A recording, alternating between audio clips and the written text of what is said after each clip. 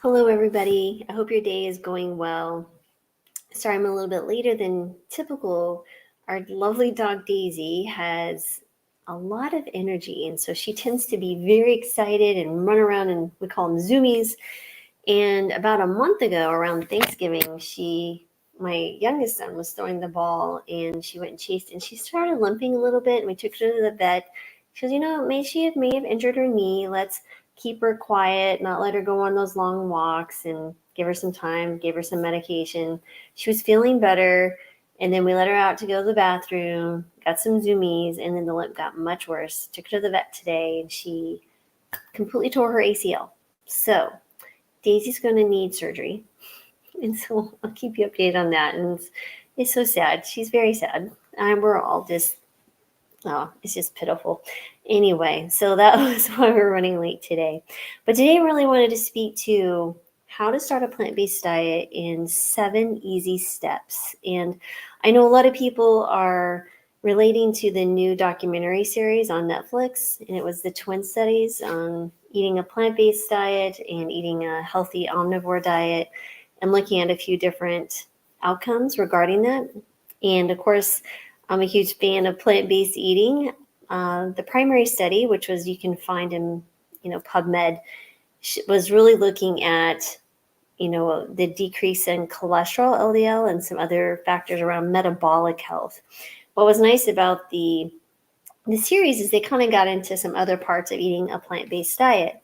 So regardless of what your reasoning is to start a plant-based diet, if it's one, you're looking at it for health reasons, or two, it's animal welfare, or three, it's climate change, or a variety or a combination of all three, I think the one thing that we can all agree on, we all need to eat more fiber and eat more plants. So regardless of the degree of commitment to a plant-based diet, I applaud any effort that someone moves in the direction of a plant-based diet.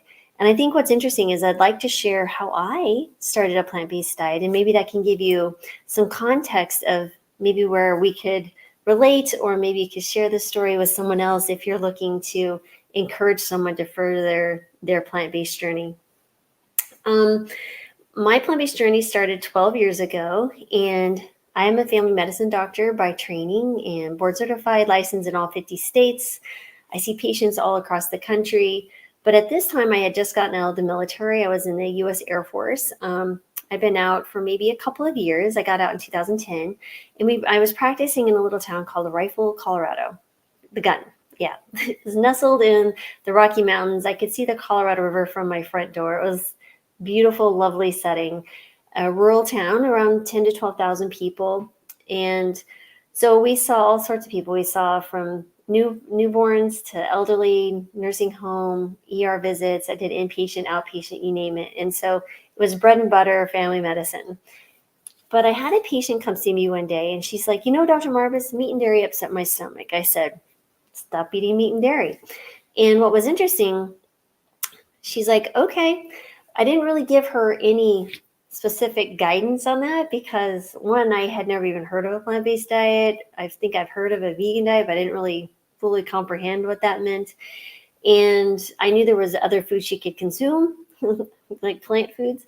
But again, it just wasn't a conscious, it just didn't bubble up in my head, my thinking brain, and going, this is a plant-based diet. Let's see what happens.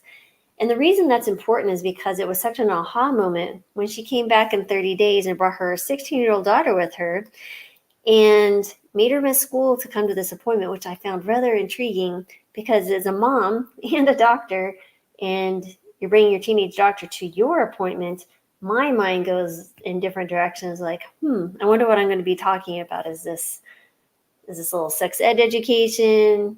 Is there some depression or anxiety going on? I was like, oh heavens. But what's interesting, her mom set her up and said, okay, now I want you to tell Dr. Marbas what you did. And she goes, well, I wanted to help my mom with this diet. And so we decided to do it together. So we were cooking together at home because in Rifle, Colorado, there's no place to go eat. Back, especially 12 years ago, there was no place to eat, vegan fare or plant-based meals, not even a salad bar. They had Walmart and another grocery store. And so they did their cooking at home, which it was really interesting. It pulled out processed foods and animal foods. So what happened, she goes, over the course of 30 days, I felt so good that I stopped both my ADD medications. And if you don't know what ADD, it's attention deficit disorder, or ADHD is a different form of it, but same idea. So here's a 16-year-old who changed her diet for 30 days and on her own initiative stopped 2 ADD medications. So now that got my attention. And her mom, not in a mean way, but a concerned way, was like, yeah, why was she able to do that? And, the undertone of that statement was, why hasn't anybody just told me this is as simple as changing your diet and she wouldn't require these medications that could have significant side effects? And I was like, I don't know, but that's the coolest thing I've ever heard. So I was like, I've always been a learner, love curiosity. If I don't know something, I'm going to go dig it out. And if I learn something and something else evolves out of it, that's even better, right? So then I started asking questions. Well, what were you eating? She goes, well, what you told us to. I'm like, ugh. Apparently, my brain is like this. It's like a dimmer switch, right? So you have this dimmer switch and it just slowly comes on. Yeah, that's how I work sometimes. And that's okay. I love myself for that. It's a cute little quirk. And so I was like, wow, what were you eating every day? So like, well, we eat fruits and vegetables and we ate some beans and we made some, told me some of the recipes. And I was like, wow, that is incredible. So I was like, keep doing what you're doing. This is phenomenal. Let me do some research. So as soon as I walked out and I'm typing it in, going, Google, plant-based diet and, ADD, first book that comes up was a China study by T. Colin Campbell. Amazon ordered, got there 2 days, read it in 2 days. If y'all ever read that book, it's like reading a Dr. Greger book, maybe not quite the same intensity. But I read that thing in 2 days and was just astronomically amazed at what could happen by eating a plant-based diet. Even though this was observational data, this wasn't interventional, it got my attention, plus what had just happened with my patient. Like, there was no agenda here because I was not even plant-based myself at that point. Now, we ate a healthy diet, a very plant-predominant diet, because I grew up without a whole lot of money, resources which forced us to eat cheaper foods, which were plants, grow our own garden. We had beans and potatoes, which was fantastic. But I wasn't strictly plant-based. And I'm sitting here going, what am I going to do? How am I going to do this? All the same questions that anybody else who's watching this video doing. How do I start? Where do I begin? Is there any dangers to a plant-based diet, or what are the benefits? Like, wow. So all those things are going through my head. Plus I had 3 teenagers at home and my husband. So I was like, So all I knew was that I was very interested. This could be a key to really help patients get better. And I started doing more research, and I really wanted to read more. There wasn't a whole lot available to help doctors how to do this in their practice. Not much at all. And so I found Dr. Greger's site. I found Dr. McDougall had some articles just for physicians, just to kind of help me start thinking and look at the things I need to be mindful of. Because as a doctor, if I have patients who are on insulin or high blood pressure medications, I had no idea how quickly those things got better. I learned. For example, I had a patient who literally had to stop 60 units of insulin in 72 hours. That's exactly right. 60 units of insulin in 72 hours. If that doesn't freak you out as a doctor, nothing will, because there's some serious risk to putting someone in a low blood sugar that could kill them. So anyway, I get off sidetrack. So what I did, I had 2 weeks, I was really digging into the research, just going, wow, this is so phenomenal. I was getting excited, trying to figure out how I was going to approach this in my own life. I had another patient come see me who had the lupus. And lupus is an autoimmune disease. It's very unusual, right? In that it can really show itself up in many different ways in different people. And it can be terminal. It can be, you can literally die from this. And it requires lots of different medications that suppress the immune system. But I had a patient who had lupus who came in a week or so later, and she was younger than I was at the time, had been diagnosed with lupus a few years earlier, was 50 pounds overweight, was on 12 different medications, including medications to suppress her immune system. And this poor thing was in pain. She was having migraines most of the week. She was just at her wit's end. And here's a young woman, like in the prime of her life, right? This early 40s, late 30s. and just coming to me and going, Dr. Marvis, I don't think I can keep working. And this disease has taken my life, right? And I'm just sitting here thinking, and my heart's breaking, right? Because as a doctor and as a human, you want to help people. Sometimes you don't have all the answers, and that is really hard thing to sit with, especially because most of us doctors go into it for various reasons, but we really take it personally when we can't help people, especially early on in our careers. But anyway, I'm sitting here listening to her, and I'm looking at her list of medications. I'm like, man, there is not much more I can do for her. Typically, these folks will see specialists like rheumatologists, but when you live in a rural area like Rifle, Colorado, the rheumatologists, if you do have one, are like at least an hour away when they come on occasion to, for example, like Grand Junction, Colorado, or they have to go over the mountains, the Rocky Mountains. And if you've ever traveled over the Rocky Mountains in the middle of winter, it ain't for the faint of heart, Jill. So anyway, I'm sitting here going, I'm trying to be active listener. I really try to be an active listener and really honor the person in front of me as they're sharing their story with me and being their doctor. And I'm sitting there going, but my mind kept going, I need to tell her to eat a plant-based diet. My heart was just telling her.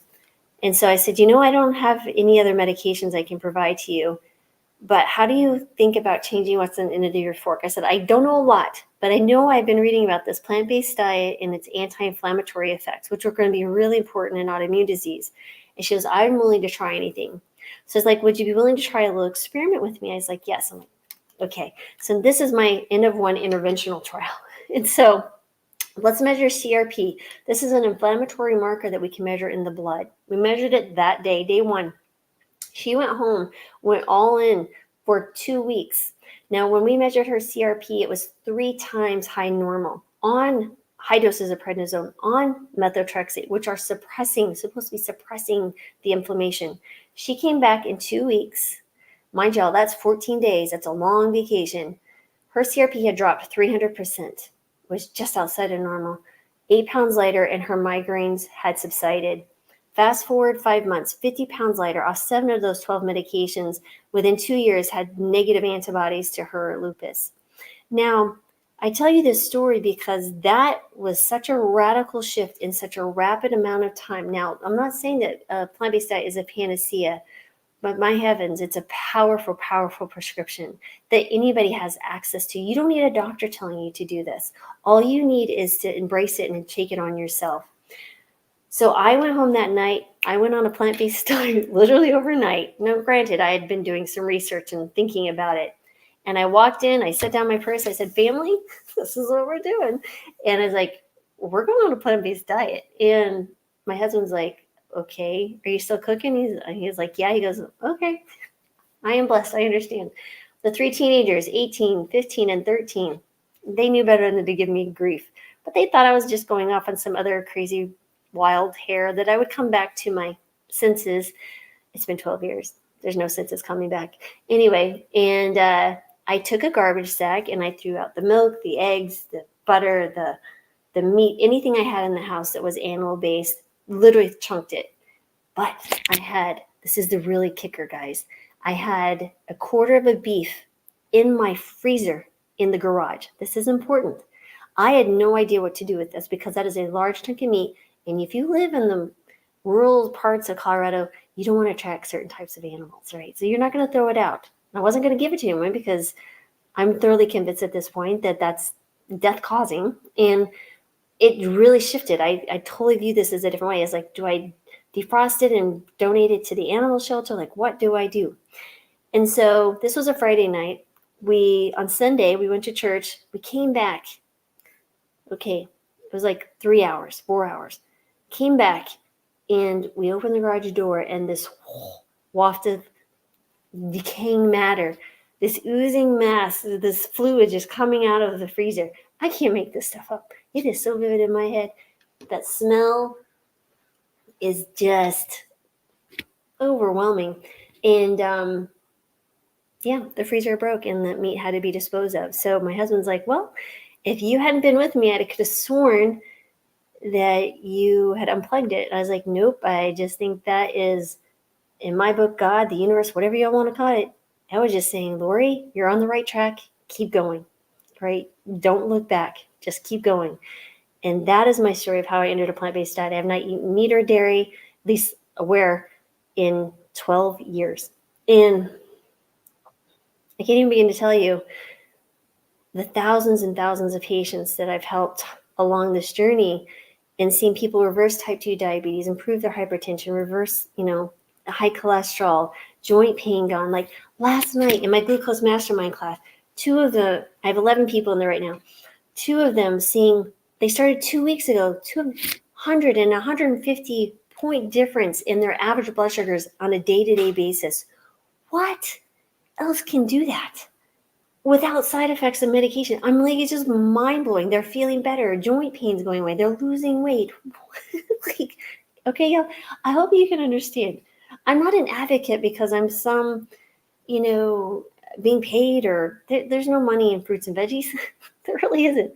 But there's such a joy in seeing people get better. So that, my dear friends, is the reason I get so excited about a whole food plant-based diet. Anybody that can move in this direction. So how do we get started? I have a great video. I'll update the video after the live that goes in depth about how to start plant-based diet. But I'm going to give you 7 steps right now. And yeah, it's amazing. Step 1, kickstart your education, just like I did. I dove into the education, right? Maybe you start with Forks Over Knives. Maybe you go to nutritionfacts.org. That's a great website. Just start watching some videos. Maybe you have diabetes. Type in diabetes there. Learn. PCRM has some great website. You can go to lifestylemedicine.org. It all learns about lifestyle pillars, things. Educate yourself. Come on over to drmarbus.com. I've got free 5 classes. One of them is starting a plant-based diet in 7 days. I give you those resources. Join the Healing Kitchen. Join my newsletter. The newsletter is for free. You're going to be learning every single week, right? The Healing Kitchen is a low-cost membership. You get recipes. You get weekly lives with us, myself and Brittany. I answer your medical questions. You get workshops free every single month. I mean, this is so much information and someone to answer your specific questions. And yes, so go educate yourself, right? So just starting, reading a book, whatever it is, it doesn't have to be my resources, but I have a ton of resources because I have spent hours, countless thousands and thousands of hours, one, either educating myself, educating patients, listening to patients. They give me education, going and getting certified in lifestyle. There's just so much. Please just start opening your mind to the possibilities that there is a different path forward. Okay. You don't have to go overnight like me. That's just my personality. I'm a big fan of dripping Band-Aids off. That's too overwhelming, which most people it is. There's no right or wrong way to do this. Just start slow, right? So introduce 1 plant-based meal into your day, just 1. So how do you do that? Look into what are you eating on a day-to-day basis that's already plant-based or can be converted to a plant-based alternative relatively easily. Maybe you love smoothies. Well, you're already on the way. Instead of using cow's milk, maybe use like soy milk, almond milk, cashew milk. It doesn't matter. Pick a non-dairy milk or just use water as an alternative. So, or maybe you do oatmeal, or maybe you do an egg scramble, do a tofu scramble. People freak out about tofu. Tofu is just it's a legume. It's a bean. It's all it is. And tofu really doesn't have flavor. It's already cooked, so you don't necessarily have to cook it a lot if you want to heat it up. It takes the flavor of whatever it is. There's so many things you can do. Soy curls, which are so healthy for you. I could do a video on soy. I should. Soy is good for you guys. I don't care what you've heard. Soy is good for you. That is what the science says. So anyway, I get sidetracked. Add 1 meal. And then over the next week, maybe do a little investigation. Go to meal 2, right? So maybe it's breakfast, and then you dive into lunch, and then you dive into dinners. There's so many recipes. If you come from an Indian culture, look up Indian plant-based recipes. If you're from Hispanic culture, whatever. There are so many recipes available nowadays. You guys, there is no excuse that you can't. If you have Google, you can make any recipe and make it say like less than 30 minutes and 8 ingredients or less. Put the parameters. Google will do it. Yeah. So anyway, so next, you want to plan your plant-based meals, right? So you don't feel so overwhelmed. Maybe it's you just draft a menu plan for this week. Here's my breakfasts. Oh my heavens! breakfast, and then I can come up next week with lunch. Think of it as an opportunity to experiment in the kitchen and really enjoy it and love it. So check it out. That would be an amazing way to do this. Just plan your meals. Doesn't have to be fancy, and you don't have to be gourmet. And please, when you walk into that kitchen, don't be fearful. Who are you judging? Don't judge your results. You know how many thumbs down? Oh, yeah. So this is one thing. So for the 3 kids at home, the rule we had is at home we eat plant-based, but we go out, you guys eat what you want. I don't care. But at home, this is why. And I continued my education, and now I'm happy to say that one of them is fully 100% plant-based. The other 2, 99% of the time, right? My husband's still plant-based. But at home, what I allowed the children to do is to give me thumbs up, that meal was okay, yeah, this was okay, or thumbs down. And by doing that, one, I used me to like, I'm going to be up in my game, but it gave them time, give them freedom and some opportunities to give feedbacks. But it was really actually a lot of fun. But you walk into the kitchen, don't be afraid to try recipes. And if they are an ultimate failure, great. What can you learn? What you can always learn from failure. Always. Don't be afraid of the kitchen, guys. It's just a kitchen, and it'll be okay, I promise. Please walk in there and go, well, let's see what's available to make today. And if you're on a limited budget, my grocery bill dropped $400 per month with 2 growing teenagers and a husband. My daughter ate like a bird.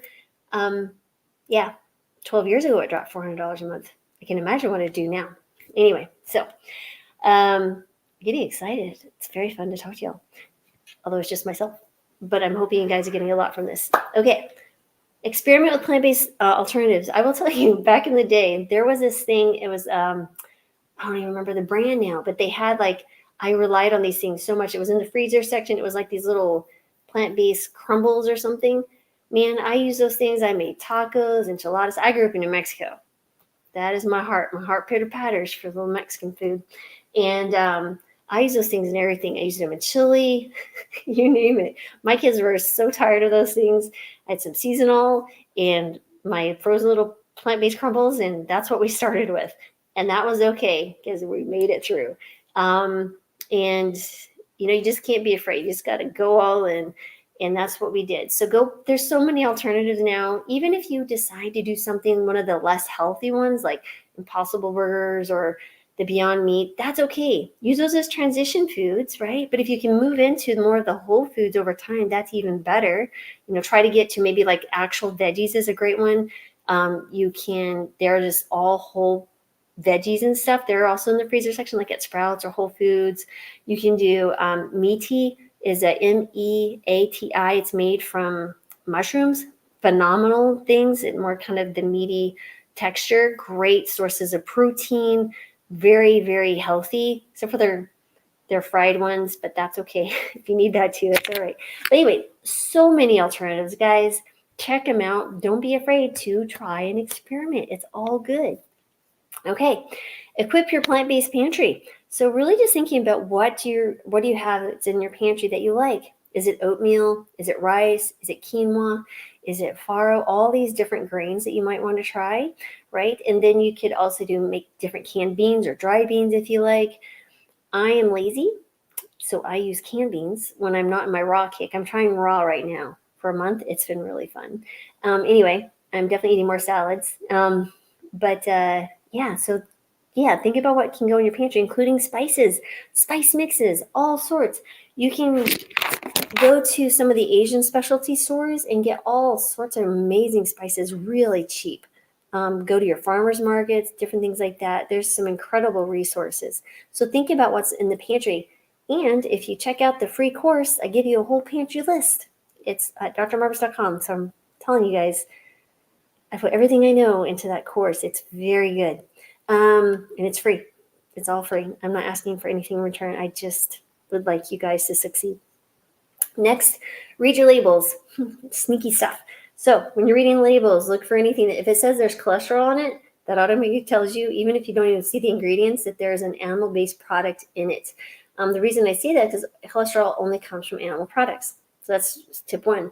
Tip 2, if you're looking at the label and the ingredients, there's a lot of things that you need a, biochemistry degree to understand. You might want to set it back, but if you do decide, yeah, I still want to try it, just for look thing, it'll say at the bottom, many times now it'll say contains things like soy. It'll say contains milk or casein, which is also another flag for dairy. You could put, or it'll also say something like, it'll say wheat sometimes because it's a common allergen, things like that. So those are a couple of hints, but just reading the labels will help you understand what has animal products in it and what doesn't. Again, how you start is totally up to you. Maybe you want to do more, just remove the meat and stick with dairy and cheese for a while. That's okay too. But I will say the one thing that I've noticed that if people will pull out dairy products, that has a huge impact. One, on skin, on your GI system, helps with constipation, joint pain gets better. So I'd rather you give up dairy first if you had to choose than the meat pieces. Of course, I'd love you to do everything. But if you're looking for symptom relief in those type of categories, I would shoot for that as well. Just as just to let you know. Next, connect to a supportive community, because that is the one thing I will tell you is the stumbling block beyond just the cooking in and of itself and looking for recipes is people feel isolated. They feel like they have to do this on their own. And I'm here to tell you, in this day and age of technology, you don't have to be alone. I have had patients, okay, like I said, I'm licensed in every single state. I have had patients in every single state of this country. What an honor. There are not many of us who have said, I have actually taken care of a patient in every single state in this country. Now, I have done like Puerto Rico or some of those regions, but amazing things. People are in Wisconsin, the Dakotas. I had someone in rural Alaska, guys, who are eating a whole food plant-based diet. Rural Alaska, where half the year it's very dark and half the year it's very sunny and it's very cold. If they can do it, I have no excuse not to do it myself. And I lay it at your feet. I would beg to differ. You probably can come up with some excuses. And an obstacle is only an obstacle because you choose it to be an obstacle, right? That's how I've really learned in my life. There's always a way. There's always a different answer. Maybe you have to change what you think is the right answer. Maybe an obstacle is being set there because it needs you to open your perspective on what you can do, right? Maybe we need to focus soy curls, which are basically dehydrated soybeans. Those things can go camping. They can be shipped to the outer reaches of Anchorage, and you can just rehydrate them in water and you have soy curls. They're great meat substitute. Anyway, just throwing some ideas out there. I can get philosophical, but that's not what this video is about. So I hope that was helpful. I may be a little longer than I thought, but I just really wanted to highlight it's a journey. There's no judgment. There's no failure. It's just progress. And all you have today, guys, is today. I wouldn't worry about the past. I wouldn't worry about the future. It's like, just what can you do today? That's all I'm asking. And if you focus on that, it's not as stressful because all you can do is like, all I have is now. So what can I do now to improve my health? And I know it's by adding more plants into your plate. So I hope that was helpful. Stay blessed. Have a wonderful day. And I hope to see you maybe in the Healing Kitchen, or I hope you find some of those resources I mentioned at drmarvis.com are helpful. Please share this video with someone. If you're new to our channel, please subscribe, hit the alert button. I try to go live most days of the week. Some days I miss, like if my dear Daisy ends up with surgery. But I'll give you guys updates with her. So blessings, everyone. It's been so great here. I hope this finds someone and helps someone somewhere along the way. You guys have a wonderful rest of your day. All right.